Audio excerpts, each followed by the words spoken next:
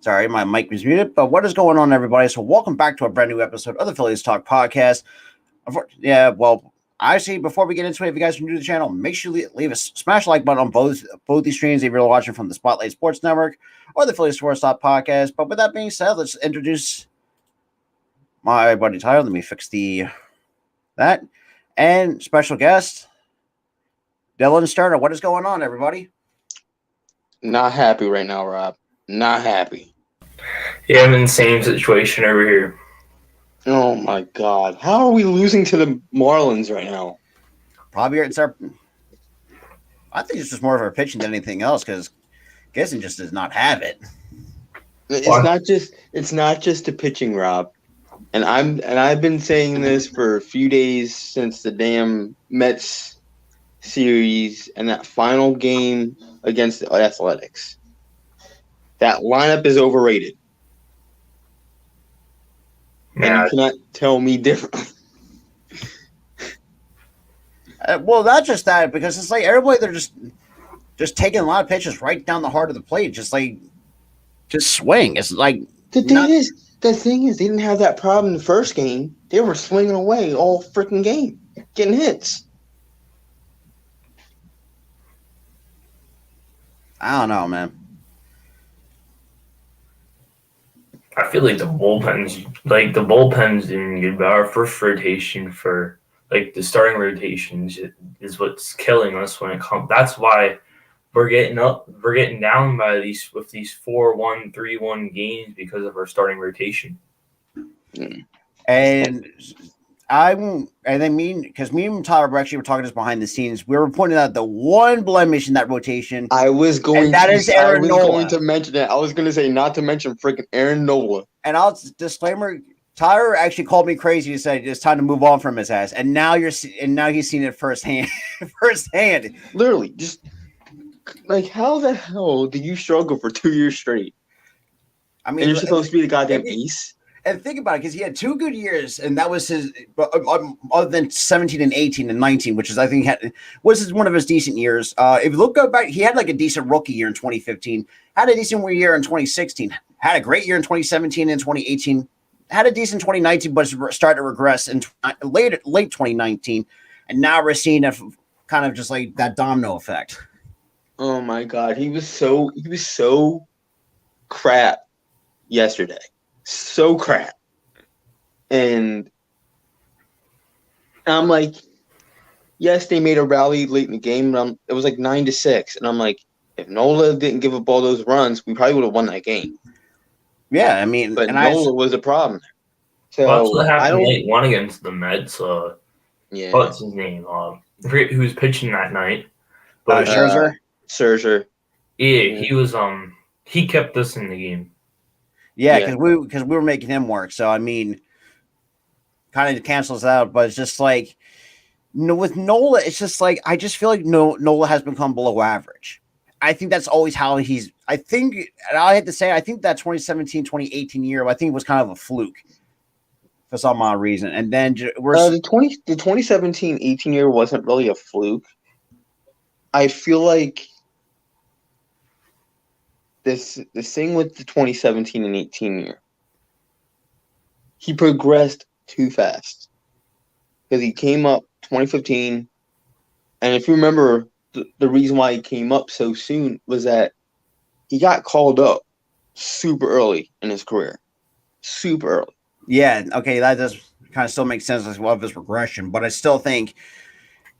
I was going to say, give him like another year or 2 years back down in the minors. It's like at least help him like fix a few things, but just like, I don't know.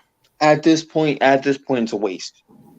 They should have done it. They should have done it in late 2019. Well, they tried to do it in late 2019, sending him down. 2020 they didn't because of course. There was no minor league season.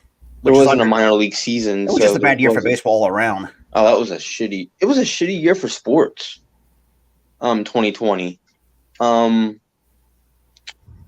But he had a really terrible year, and I mean, I wouldn't call 2020 a bad year. He was okay. He was 9-9. Yeah, 9.9 with like a high 3 RA. So I mean, high 3. So he wasn't it bad, was but he it wasn't. was like meh. It's like right He in was that. It's kind like of it's he like was right in kind of between. decent. Yeah, that's what I'm saying. It's like right in between that middle line. Because Yeah, once you go and past then the 3s and into the 4s, then we're having a problem. 2021 though, he posted a 5 ERA. 5. Like, are you kidding me? And then this year, that one start killed him. And I think that not just that too, because I think he also tires out quickly at the same time. He does. He tires out quickly, and then he struggles with one of these pitches on an 0-2 count. He always struggles on 0-2 counts every time. And I said this too because I said this too in my impromptu stream that I did earlier this afternoon. Is that from a pitching standpoint? Because from my personal, it's just like that should be an easy number one job you should do is learn how to put hitters with two strikes. And the thing is that he over relies on his fastball almost 80% of the time.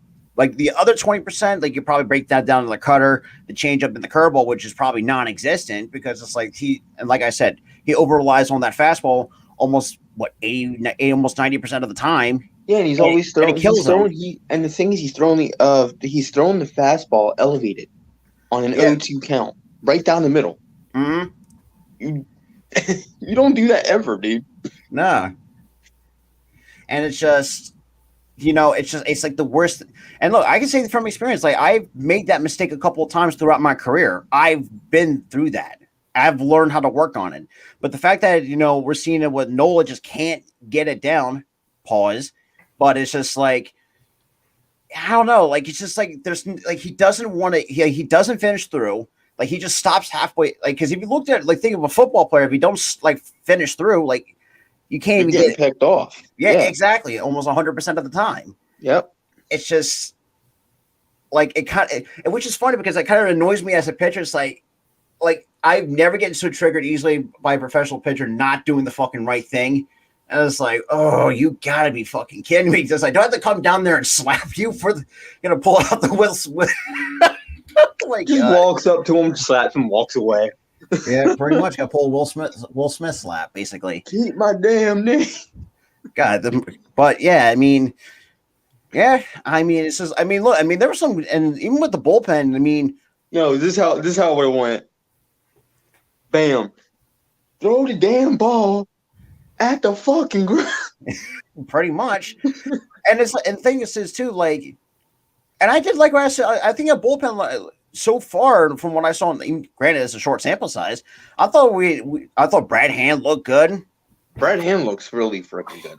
The pitchers. The thing is, what I like about this team is that they did actually fix the bullpen.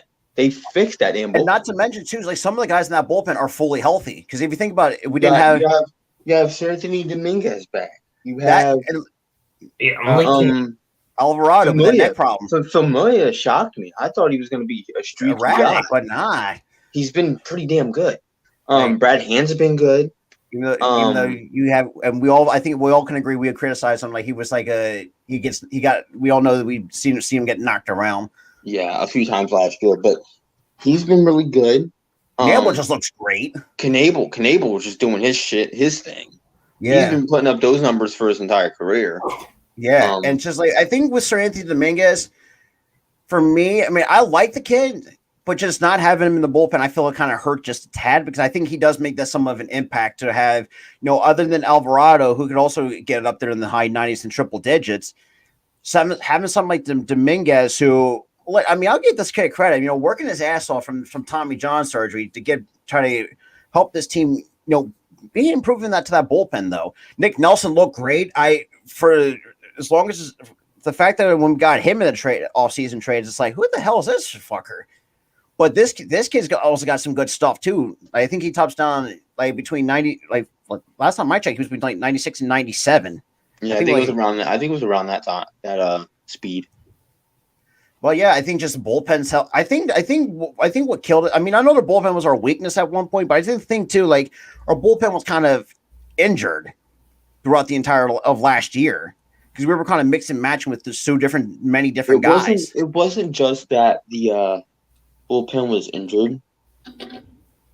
It was the fact that we didn't have a closer, and we were missing one reliever. That was it.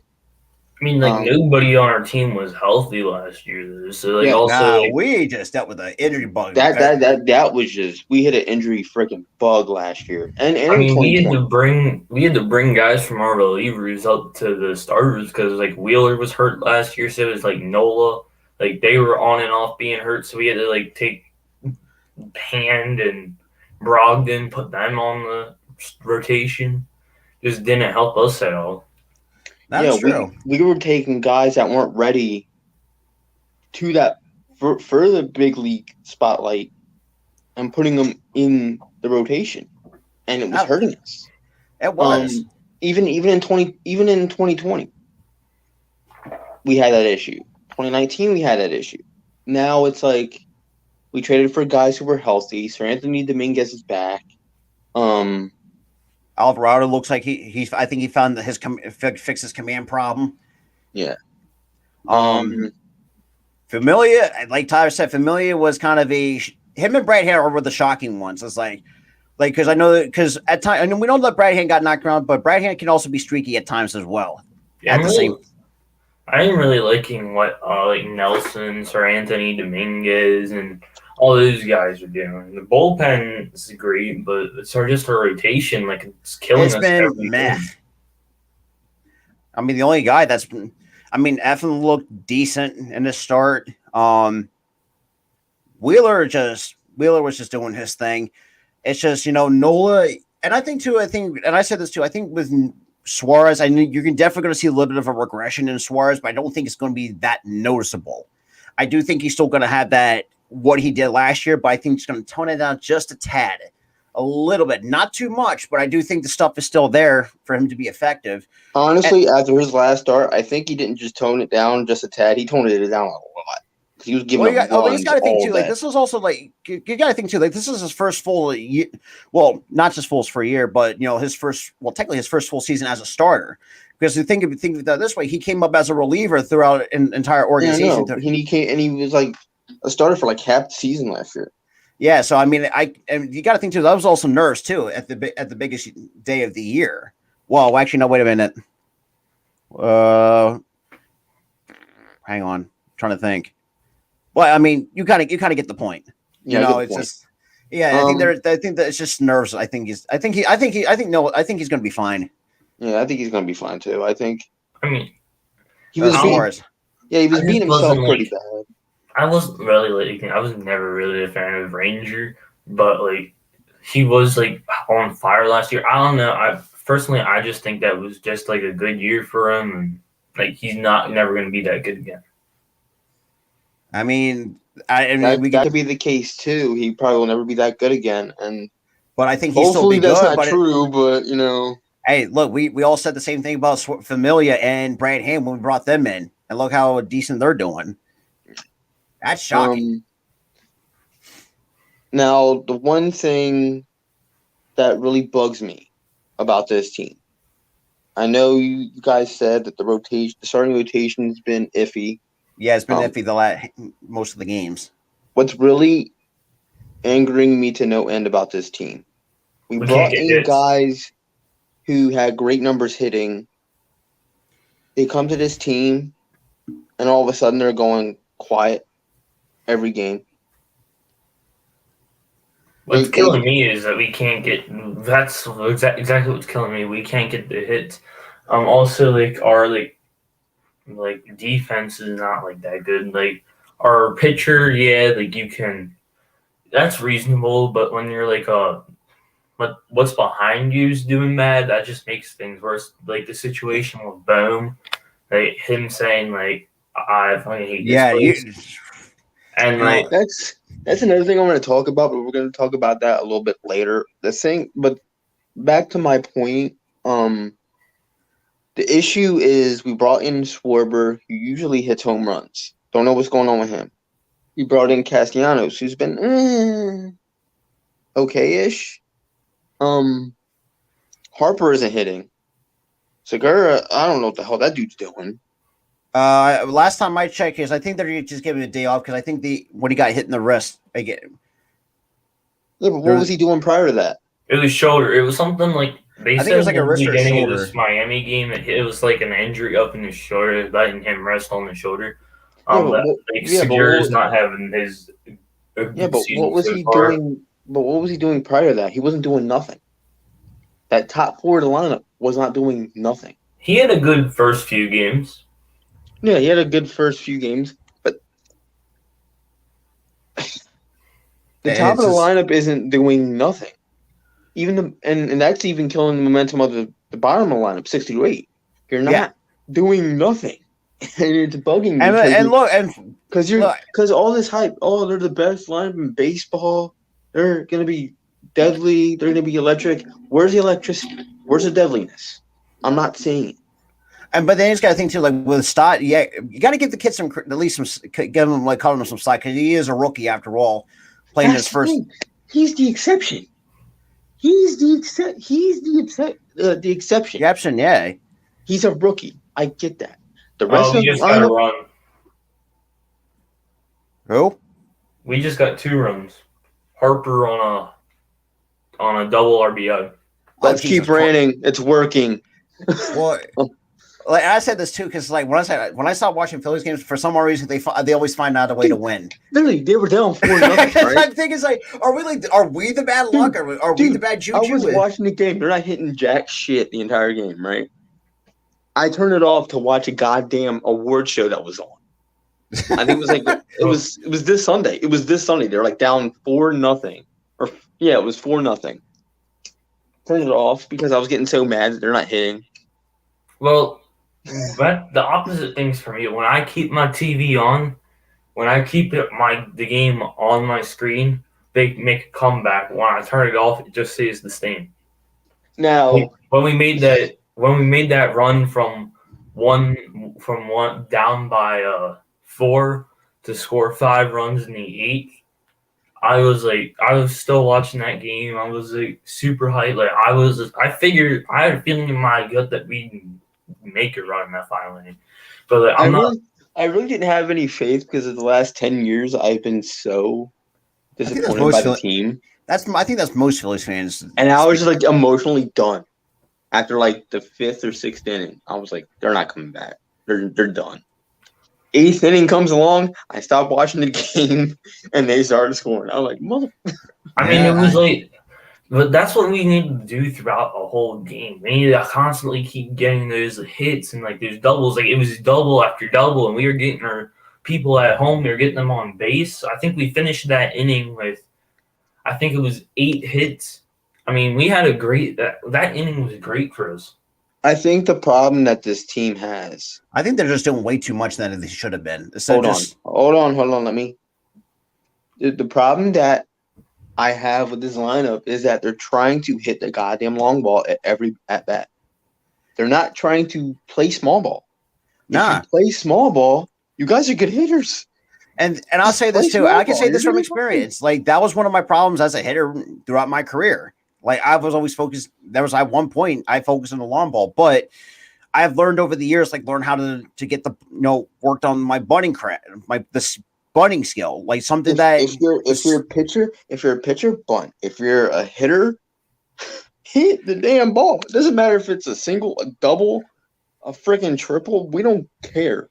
Get hits, string hits together, get runs across. And that's the thing too. This is why sometimes I hate the new era of baseball. We're just and if you notice too, the team batting average for every team is in the low 200s. Castellanos is up, Harper's on second. They just made a pitching change. Well, I mean, they need to have a pitching change if they're giving up. And think about this too. Miami has a weak bullpen. They have a good rotation. Their bullpen is their weakness. Now, if they come back and win this game, I'll be happy because we beat the Marlins because we haven't done that in a few years. Always been.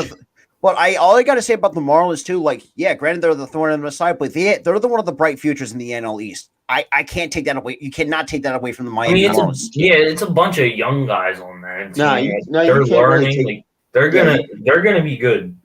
I feel like they're gonna be good. They're gonna be top of the NL East. Yeah, they've got a lot of assets on that team. They really do. Got some good young talent on that team. They need Harper's to role third. Harper And being sneaky as hell. Sneaky well, sneak. that's Harper for you. And this is the thing Being too. It's sneaky just like, sneak. and the thing is just like, and obviously, we all know that sometimes it's like, yeah, I mean, for all us Phillies fans, we are sick and tired of. But then We again, haven't made the playoffs in 10 years, Rob. 10 years. at least we're not like Mariners fans, where they suffered for 2 decades. It's That's gonna be even that if we worse. keep doing. It's gonna be that if we keep losing. But then again, with the expanded postseason, I think us and the Mariners might snap that streak. Bro, I hope I really think the Mariners have a bright future with the way they're ran. Oh, right now. absolutely. They got a bright future ahead of them. We have more hits. We have more hits than the Marlins right now. I'm looking at it here. We have more hits than the Marlins. Yeah, we have more hits, but we're not stringing them together to produce. Yeah, runs. that is the kind of that's a bit, and that was always been our biggest issue last year, is trying to capitalize the runners in scoring position, because it's like, and think about this too. It's just like last year. I mean, last time because look, our rotation is not the best by any stretch of the means, but we were in the top 10 in ERA in the National League last year. So I mean, at least we got some talent one in the rotation. We were fine in the rotation last year, except for Noah. That was it. Yeah. And the thing that bugs me about Nola is that he's been here since like 2015 and he's regressed. And had no proper development. No development at all. He peaked in 2017-18. He peaked. And then now he's regressing. But now we have to do something. If Nola struggles this year, they've got to trade him. They've got to get rid of him. I mean, I remember sticking up for Aaron Nola. I think we all did at one point. We all were sticking up. Look, I was sticking up to Nola saying, hey, this is just a bad season. He's getting hurt a lot. Let it go. But coming into this season, he hasn't proven anything. No, it just shows that he's like if he don't step it up and he's just having a bad beginning, like Segura usually does, bad beginning, goes fine the rest of the year.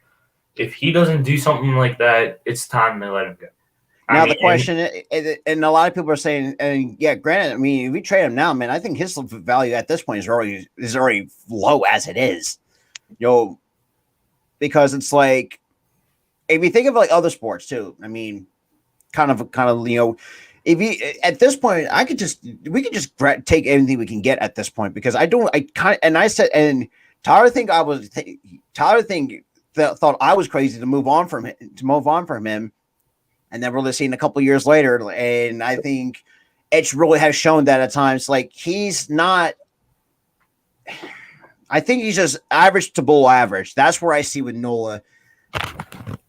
The fact that he's already getting close to his 30s. Yeah, he's below average in my opinion.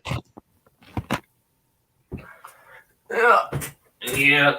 I mean, hasn't shown much. Hasn't proven much. Sorry, but that I had somebody asked me to send a link to our wrestling podcast. Oh, really? But yeah, it's it's muted. You're muted. I'm muted? No, it might be you.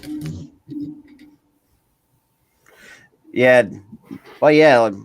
When my buddy comes back, it's kind of frustrating to see how this team that has so much potential, some of these players just don't live up to expectations. Especially, I mean, like we said, we kind of been talking about Noel the last almost 5 minutes, because I think he's just one of those guys that have shown like he has not lived up to the hype that he brought when we first drafted him in 2014. It's just, it is what it is, Yeah, I mean, I remember like saying that, oh no, this is the next best thing for the Phillies after that 2017 season, and it just hasn't been much. Hands in the game now. He's had a perfect season so far. I just realized that. Yeah, I mean, it's just. Tyler, can you hear us perfectly? Yeah, it was like muted when I came. I literally not backed out of here, but I pressed the home button on my phone because somebody wanted to send me wanted me to send them the link to our wrestling podcast. Oh yeah, but yeah, we're kind of because I was also bringing up the ideas like certain players that have not living up to expectations, and like I said with Dylan here, like we've been talking about Nola for the last 5 minutes. I think Nola's a perfect example of not living up to the expectations to what we expected, because I think you got to think too. Like I remember he brought a little bit of hype when we first drafted him back in 2014. Because I don't think if I'm not mistaken, Rob, I got some good news. Oh geez, we hit 40. Oh, about fucking time, goddamn. It took us like 6 months to hit 40 on the other podcast. But yeah, I mean, we've been like he just said. We've been saying all last year. Oh, this is just a down year for Nola. He'll bounce back. Every start, he'll bounce back. This year, he had one good start. And that was opening day, and that was pretty much That was opening day against the A's, who were slated to be shit this year. Slated to be shit. Their lineup is shit. I mean, Wait, Frankie Montas started against the A's. I thought. No, we were supposed to originally open against the Astros, but until that goddamn lockout, we didn't get that. They axed that series. That series. They axed that, and then I think they moved it to later in the season. I think we're fill in that 162 game schedule. And we're gonna be doing two doubleheaders against the Astros when it comes down that weekend. Yeah, I think it's gonna be that. They're gonna have like a couple they're gonna have doubleheaders to like the last part of the season. So we'll probably have JT in one, Stubbs in the other. Yeah. Yeah. Because I like what they're doing with the whole catcher thing. They're using two of the catchers. Yeah, but because I think, look, Garrett Stubbs, I mean, not the best option as a backup, but he's another athletic catcher just like JT. Both can run really well and definitely can at least handle the bat at a decent. And there's another guy I think a lot of people sometimes had mixed feelings with, and that's Johan Camargo. I'm really liking what I'm seeing out of Camargo in a very short sample size. Like, yeah, he may not be the greatest, offensively, but when he gets going.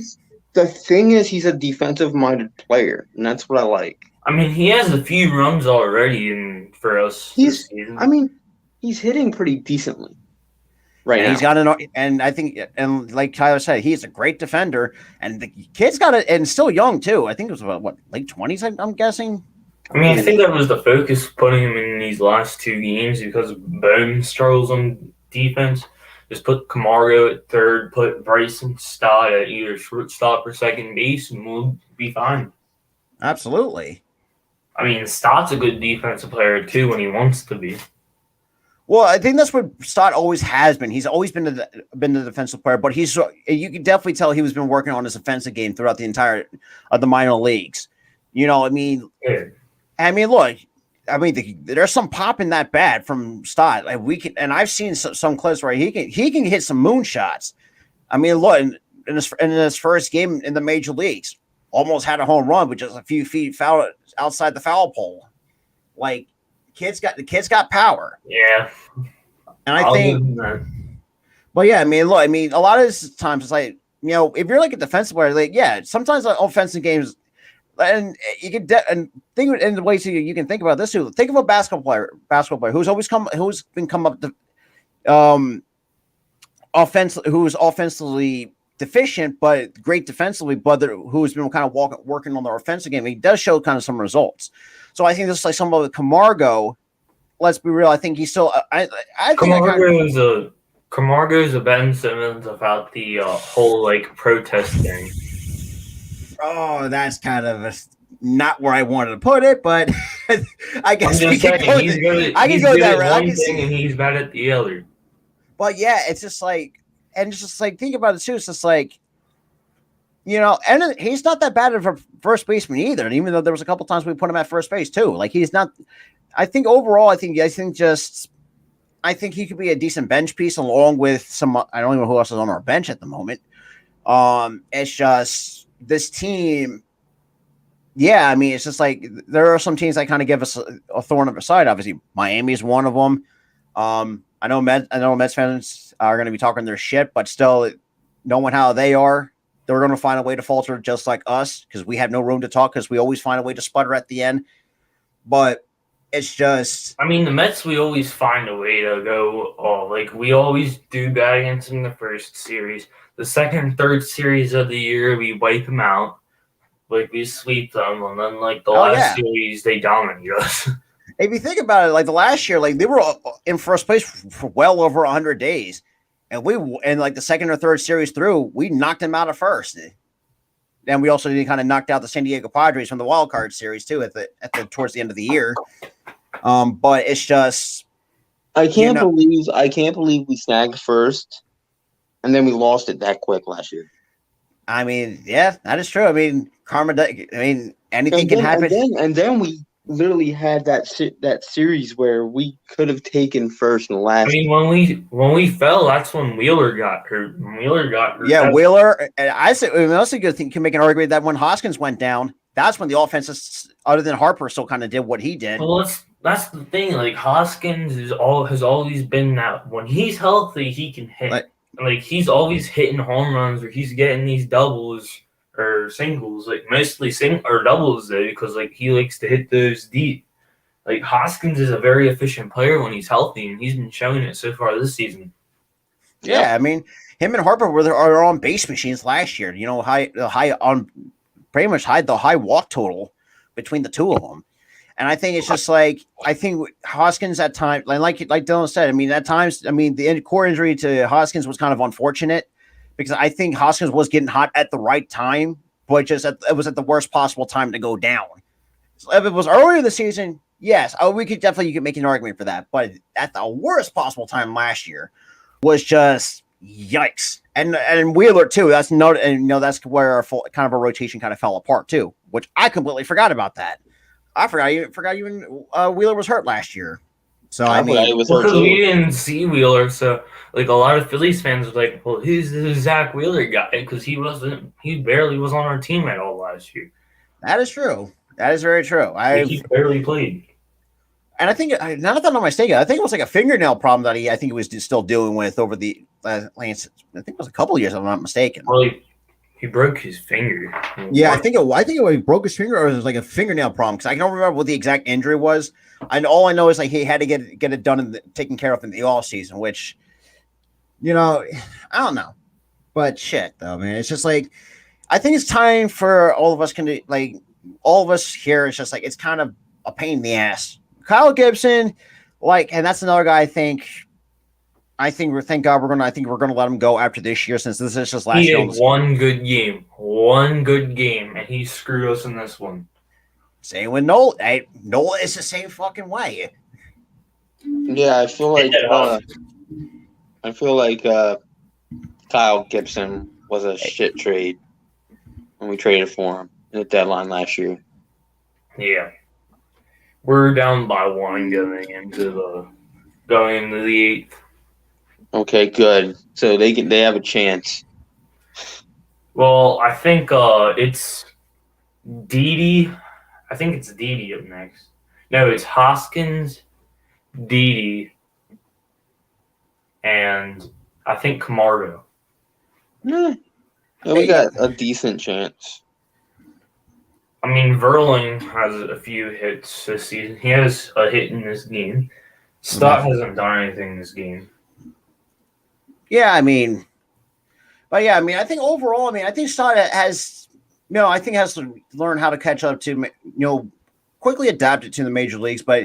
And like I said, there's going to be some struggles with it. I think there's going to be some rookie struggles. And I think I said that, I think the last episode, I had a feeling that some of these rookie struggles were going to be coming very soon. At some, when they were coming, that was the big question mark. I think overall, Stott will be a great player. It's just like he's got to it also thinks baseball's all about timing. It's just like once you get your timing down, I think everything should just be falling in place. I think in the case of Stott, he has shown flashes, and shown he has some pop in the bat too.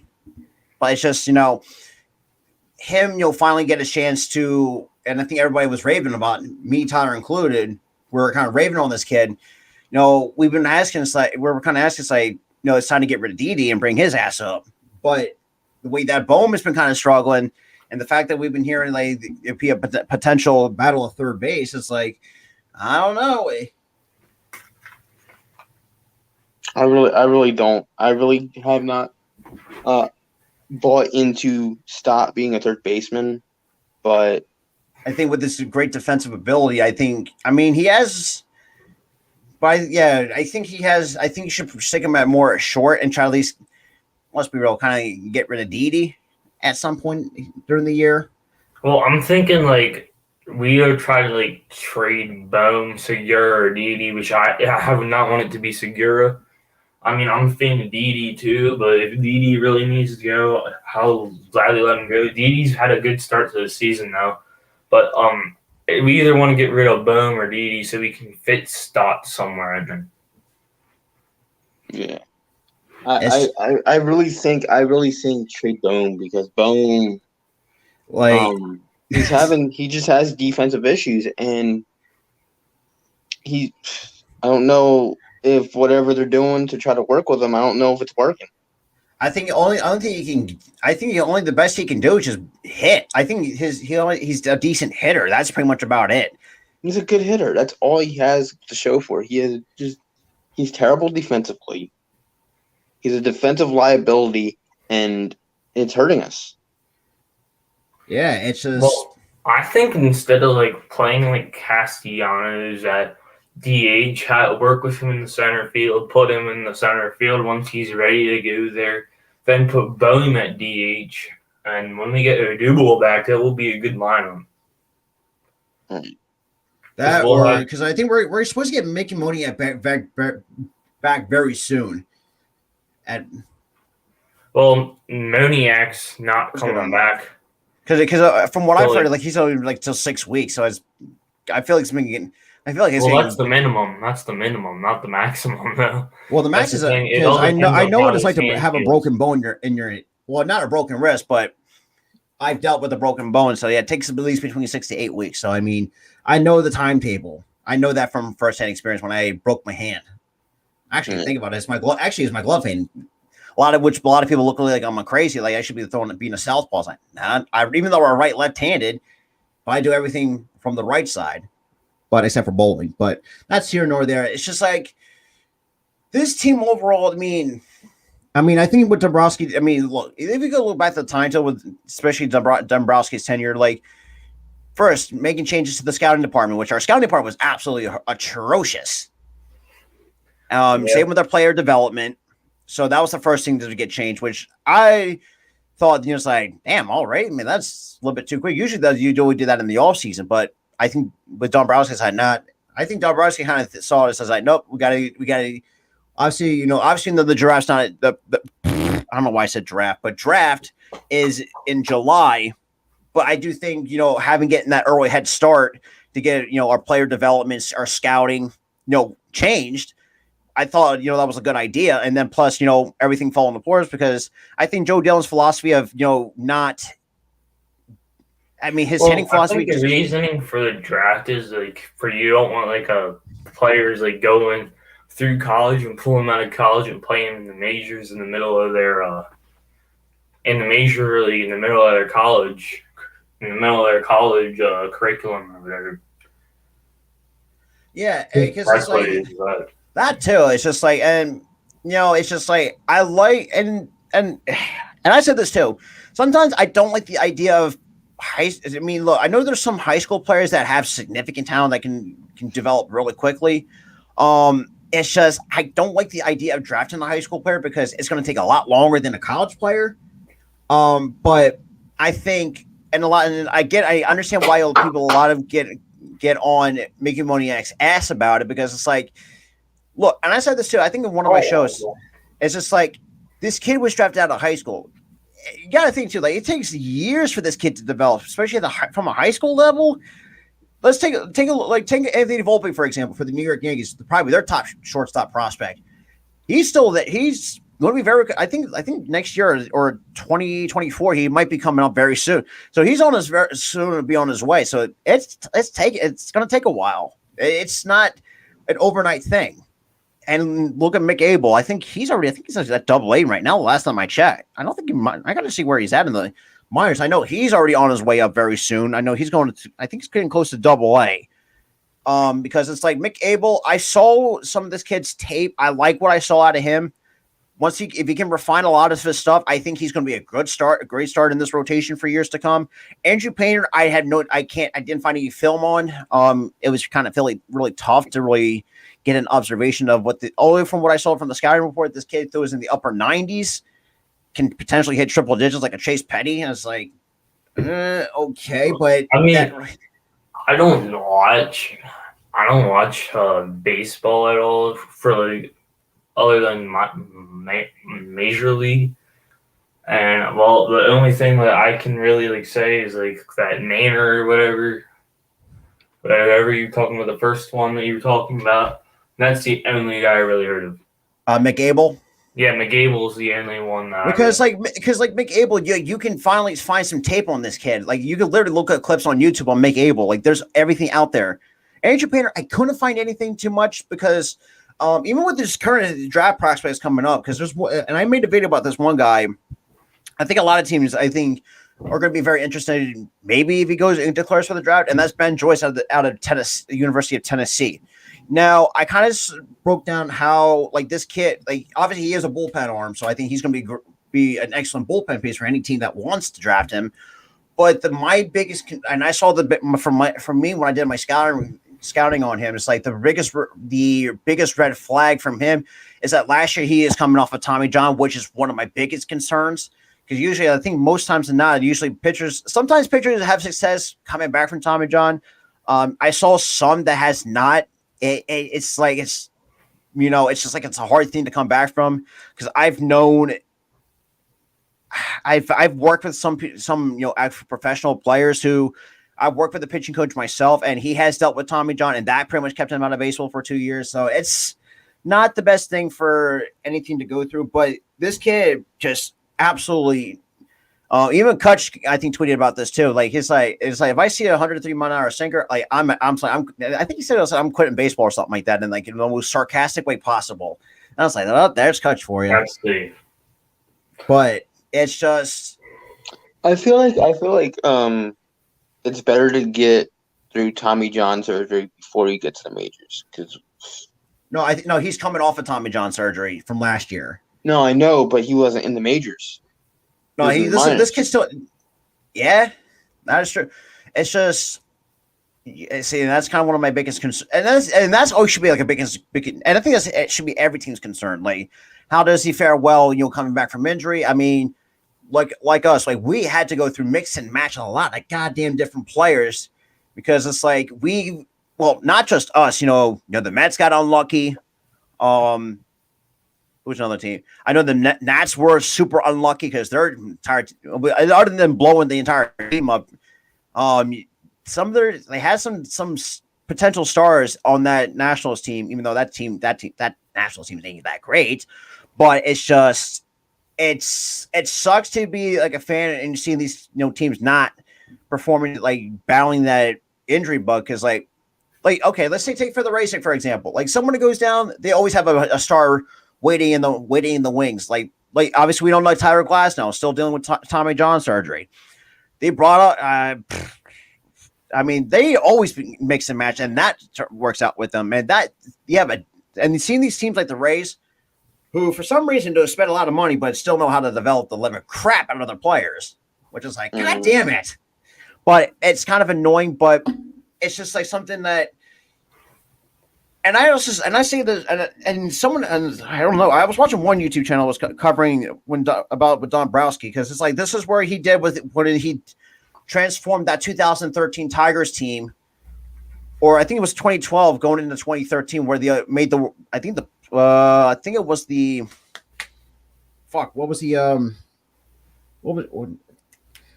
championship series against Boston. Like how Dombrowski built that team from the ground up in 2013, and kind of see what, and I think Dombrowski trying to replicate it here. It's like, yeah, I mean, I don't know, man.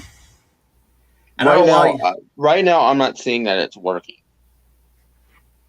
because of how these players are playing. You got Schwarber struggling. You have Harper, who was struggling until now. Everybody's not playing well at the same time. Well, That is- Schwarber had the first run That is in true. 3 of our first games. 3 of our games this season so far. He had the first run today, the first run of the season. He had the first run in the third game, I'm pretty sure, for us. Yeah, but it took him a while to get it going. Usually, Schwarber is hitting bombs left and right, and he's usually getting. Oh, hit he's just left and trying right. to find his place with us. And that's a very good point too. Like when you get to a And new that team, is a good point, honestly. But I didn't even think about that because if you think about this too, like, okay, I'll say this too, like if you go like because obviously we did get him in the off season, so like say we got him in mid season, like it's hard to get that chemistry going. Like it's like that chemistry is just it's not there just yet, but once it starts, Well, I think it was just like opening day. He hit that first bomb because like we had like it was like a momentum and like the fans were like all crazy Yeah. for baseball to come back. And I just think that's why he hit that first home run of the season because it was like energy all over the place. right. but still, Right. it's just I could see that. The energy was super high, and they built off. and then and you got to think too, like once you lose that adrenaline rush, you pretty much fall back to earth. That's kind of how like I think Schwarber had that adrenaline rush, and I think once that wore off, that's where everything he just fell back to earth.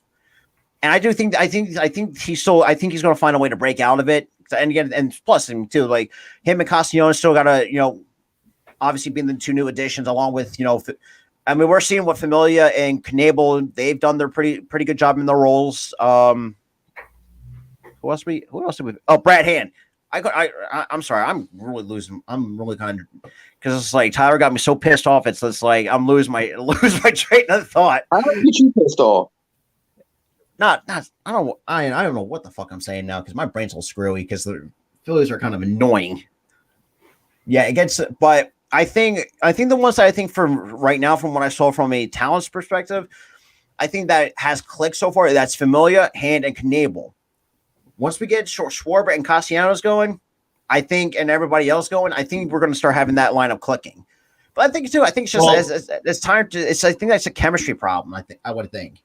Well, my thing is, I just back, feel Joe. like pitchers are trying to walk Schwarber too much, and Schwarber's like trying to hit the ball way too much. He needs to like, and that's not, what he try to needs work to the count. stop swinging and start like keeping his eye on the ball and where it's going because like he's just swinging to swing at this point. Exactly, and it's just like, and that's what Tyler said too. Like he's not working the counts. It's like if you look at Bone, for example, probably a decent hitter, but he knows how to work the counts and not get over not try to over.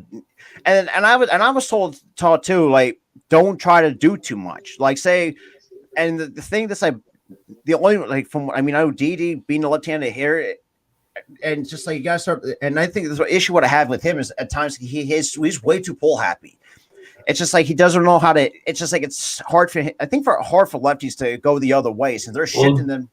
Didi's getting better with it. I mean, he just had a hit in this last inning. It's just this team. It's just like it's kind of frustrating to see this team be, being annoying as it is.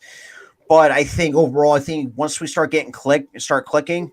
I think this team is going to be good. I think should be fine going down the stretch. You were just talking about Knable. Well, he's in the game now for this final 2 innings. No, I mean, is it still 4-3? I'm guessing. Yeah, we're still down though. All right. I mean, didn't. Yeah, we're down 1, and like this is probably our best part of the lineup. Yeah, but it's just like. With Knable, it's just. I do like the Knable sign. I know this guy has experience as being a closer, which I think that really kind of helps us, and push Alvarado back to the setup role. Also having Serenity Dominguez also being that setup to long man role in the bullpen rotation. Same with Brad Hand, Familia. I mean, I think we got some good arms in that bullpen. They got to stay healthy. I think this team. This is the one thing this team needs to stay healthy. That's all. I just. I mean, that's what hurt us last year. And I feel like it's every year one of our best players going out. I mean, every year that Reese has been with us, it's always felt like when like Reese is getting hurt every year, and whenever he's getting hurt, that's when it's killing us. That is true. That is very true. And it's just like, I mean, it's just like, it's kind of done. It's just, it's tough. It's really tough though. I mean, it's just like we had a hard time overcoming it. I mean, and then that's kind of how we faltered to second place. It's just, hopefully this year, fingers crossed that this team can stay healthy. If we can do that, I think we should be fine clicking going forward. But yeah, it's just like this is going to be very interesting to see what this team can be capable of going down the stretch, and hopefully, if everybody can stay healthy and we can. Yeah, I mean that staying healthy is the main concern. Harper's a little beat up right now, which is also kind of hurting us. Obviously, with Segura, him and his Yeah, Segura not having Segura also hurts too, because I think Segura. But yeah, I think you have it. And this is the thing too. Like I would not mind keeping Segura if I could bring it back on a 1-year deal. I would not be too mad about that because I think having someone like Segura really hit. I think we should keep Segura on. That's what I'm saying. I think this is like his last year of his contract. They try to at least give him another, like at least a 1 or 2 year extension, but try to give him for a little bit cheaper because I think Segura. And he's just been a consistent 300 hitter for that since entire career. Like there are times like where he hits hit below 300. I mean, but he's still a consistent hitter. That's the only time it's just like when he's healthy. I mean, I don't think this he hasn't been hurt that much throughout his entire career from what I've understood. I mean, let's be honest. Like what? And speaking of another special guest. I wasn't sure if I could pull up because it was just. You're fine. If you want to talk Phillies baseball, shoot. Yeah, anybody. I can talk baseball. But Robert, I got a question. Can I ask everybody one question? I know this question. Are you saying going to come pitch for the Phillies? Yeah, you've been blowing that up in my chat. I told them to let me pitch, but they wouldn't. But it's one question: how can Kyle Gibson kill us, but he pitched sorry against the Marlins? How could he kill that? Hey, you're asking Hey, look, it can't be worse than dealing with Aaron Nola, who has one good start on opening day and fucking falters in his second start. Oh, that was bad yesterday, wasn't it, Robert? Yeah, and I have people, and there's only one time, and my buddy Tyler, who I think he might be coming back soon, because I told him that it's time to move on from him. It's just like he basically said like I'm crazy. It's like 2 years later, this dude still has not improved. Yeah. It's just like the issue that I have with him is just like he can't like I said. I mean, the obvious is not putting away hitters with 2 strikes, and he over relies on his I said this too, like he over relies on his fastball almost 90% of the time, where the other like less than 10% is either a curveball, changeup, or a cutter, which is pretty much non-existent. Yeah, when he needs it. I mean, but I'm just saying, like yesterday, it was opportunities for you guys to hit Matt Scherzer yesterday. It was opportunities. Matt Scherzer didn't look all right. He didn't look too good. Well, like his last 2 starts really didn't look too good against the Mets. Matt Scherzer kind of struggled with location issues, and we're like yesterday. I think all pitchers command that day was just not great. Yeah, well, I mean, like to Scherzer, it still might be like a hostile environment to him since like he was. Yeah, New York got to. I mean, anything Philly's bad. I think New York is much more ruthless. I think. Phillies, I'm not seeing it.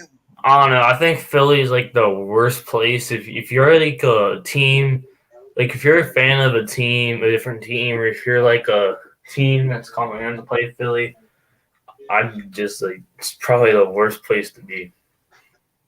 Well, that too, and you can also make the same argument with New York at times, depending on where you're going.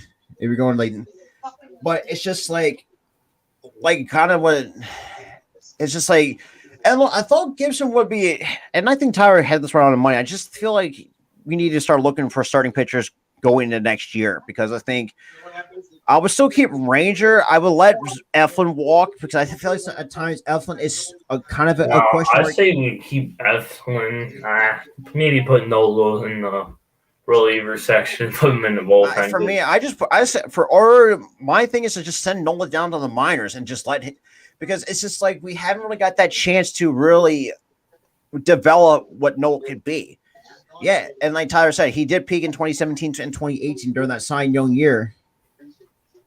Well, I think Noel's problem is I think he's looking in the media too much, and he's seeing all of us like talk the trash. Yeah. I mean, he needs to learn because he's a media guy. He's one of those media players that likes to look in the media a lot, and like the Phillies fans are not happy with Noel at all. I mean, we've been telling with the season he had last season. I think it's like we started talking trash, and now he's just like. He's like, screw this place. Like, I don't want anything to do with Philly at this point. Like, yeah. It's just like him and Bohm just like have a hard time, living up to expectations. But it's just I don't know at this point. Maybe that's just how we're just seeing it from this team. Maybe. I think that first game of the season is all we're going to see from the Phillies. That's going to be our team at its best. Yeah, that is true. But yeah, man, it's just like this team is just like, yeah, it's just like, and the fact that and yeah, granted, sometimes we do tend to overreact, but I've seen the worst overreactions. It's like I saw one comment. It's just like, oh, it's like someone put up a comment one time. It's just like, sweep the series or the season's done. It's like, and my buddy Tyler says, no, look, this is it. We're in the month of April, motherfucker. Like, come on now. Like, it gets like we get like that's almost the exaggeration I see to the point where it's like this is turning into a fucking clown show with some of these how we overreact. But at times it's like, and sometimes we do have a good reason. Sometimes if there's a series that it's sweep the series or you're done, it's like the Orioles. Like it's the Orioles or Detroit. It's sweet. Well, I think Detroit might be a scrappy team. I think another team I feel like is the Diamondbacks. Obviously, taking last year. I was thinking of a team that was Detroit. I think Detroit has gotten better. I think they're going to be more of like a wild. They're kind of like in our situation, be like a wild card team. That's how I see that Detroit Tigers team. Because obviously, they're off to a pretty bad start, but we really can't say anything. Yeah, we got a lot of room to talk. Dropping 2 or 3 against the Mets, but still taking 2 or 3 of the Oakland A's. If we can get ourselves on track with this Marlins, which we're not, was the way it's looking right now. But like, if we can pick ourselves up with Marlins, I think we play the Mets again.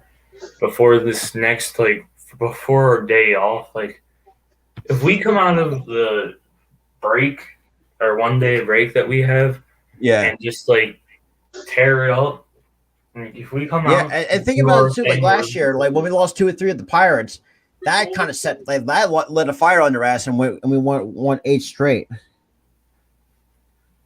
Well,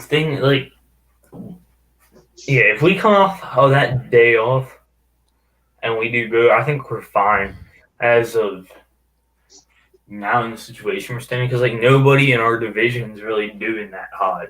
No, not at all. The Washington's been out of the conversation the past few years. Well, that's the thing too. After they blew up that team, they haven't been the same ever since. Getting rid of Trey Turner, and Scherzer. Well, I remember Turner, his first game back in LA, he just killed us. Yeah, I see. Turner's always been a good player. Trey Turner's been always one of those players that's been a huge thorn in our side. Getting rid of Scherzer this offseason really killed him. That too. But it's just kind of hit a few more things before we wrap it up here. It's just. And kind of like Dylan said, if we can find a way to do what we did last year and went on that 8-game winning streak, obviously when we lost 2 or 3 of the Pirates, which I do. Well, I think the worst is getting swept by the Diamondbacks, but I'm not going to get into deep dive into that. But we can find a way to find a way to come out of that day off and start tearing it up. I think we should not have a problem taking the NL East because the Braves haven't been as good as people say they are, but I do think they're going to find because. Then again, Alex Alex pinch hitting for Verlander right now. It's going to be Alec, Schwarber, and JT. Okay. So, like what you're saying here is like, yeah, like I agree with that. The only team we're gonna have a hard time stopping is the Mets. Yeah. Because usually the last couple of years has always been like a 3-team race between us, the Mets, and the Braves. But it's always come. But as soon as the Mets falter, it's always come down to us and the Braves, and we are the ones that falters. But we're trying to and then, like we don't have a good enough of a division record to get into the playoffs, so we're like done every year. So it's like basically like win our division or we're done. Yeah, that is true. Basically where we stand. I mean, we can't really. It's just like that is a very good point. I mean, this season is going to be very. We got to start really learning how to keep an eye on some, and even myself included, try to at least keep an eye on some of the other teams. Who's number 40? Simon Muzziotti. Yeah, a Muzziotti. He's pinch running for Ben. Yes. But we have yeah, a bunch of pinching. But yeah, I appreciate Dylan. I appreciate Tyler, Dylan. I appreciate you guys coming on for the first time on this show. But yeah, before we wrap it up, I want to say huge thanks to Dylan. Tell everybody where they can find you. So Twitter, I got Twitter, Stern Sports Report is also in the I post a lot about my YouTube channel on there. I've been starting to make a few more YouTube channels. Like if you subscribe to Stern Sports Report, I'll give you everything from Philly and anything sports. I made Philly Barstool channel, so if you want to go check that out, all that's posted on Twitter. Also, if you follow me on Instagram, Dylan.Sterner, and Facebook as well. Yeah, go check them out on YouTube and Twitter. But with that being said, it was a pleasure to talk in Phillies baseball the past hour. But with that being said, I hope you guys enjoyed the show. We'll see you guys in the next episode. Peace out, guys.